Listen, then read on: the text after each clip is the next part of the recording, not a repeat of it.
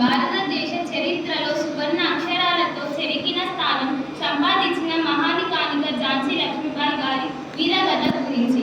ఝాన్సీ లక్ష్మీబాయి అసలు పేరు మణికర్ణిక తాంబే. ఆమె 1828లో వారణాసిలో జన్మించారు. చిన్నప్పటి నుంచి ధైర్యం, బాల సాహసం మరియు న్యాయపరమైన భావాలు ఆమె వ్యక్తిత్వంలో ప్రతిబింబించేవి. ఆమెకు గుర్రపు స్వారీ, ఖడ్గ విద్య, వీరు విద్య లాంటి యోధ కళల్లో పటిమ ఉండేది. తరువాత ఆమె ఝాన్సీ రాజు గంగాధరరావును వివాహమాడి లక్ష్మీబాయి అయ్యారు. రాజు మరణంతో బ్రిటిష్ వారు ల్యాబ్ సిస్టమ్ అనే విధానం కింద ఝాన్సీని తమ రాజ్యంలో కలపాలని నిర్ణయించారు. కానీ లక్ష్మీబాయి ఆ అన్యాయానికి తల వంచలేదు.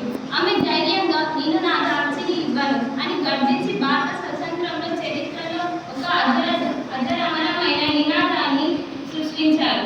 1857లో భారత స్వతంత్రీయ సమరంలో ఆమె ముఖ్య పాత్ర పోషించారు.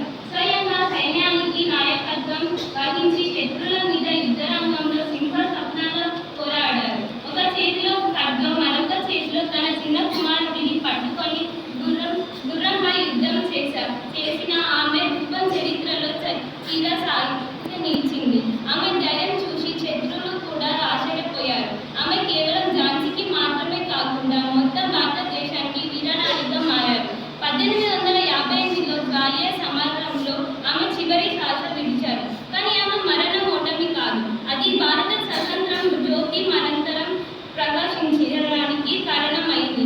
ఆమె త్యాగం, ధైర్యం, దేశభక్తి దేశంలోని ప్రతి యువతికి ప్రాణానిగా నిలిచింది. ఝాన్సీ లక్ష్మీబాయి మనకు నేర్పిన ప్రధాన పాఠం మన హక్కుల కోసం, మన దేశ గౌరవం కోసం ఎప్పటికీ వెనక అడుగు వేయకూడదని.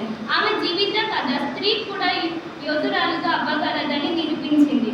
మనం ఈరోజు స్వేచ్ఛగా జీవిస్తున్నామంటే ఝాన్సీ లక్ష్మీబాయి వంటి వీరనారులు త్యాగం ఫలితమే. కాబట్టి ఆమె స్ఫూర్తిని మన హృదయాలలో నింపి దేశ సేవలలో మన భాగస్వామిగా కొనసాగిద్దాం. జై హింద్, జై భారత్.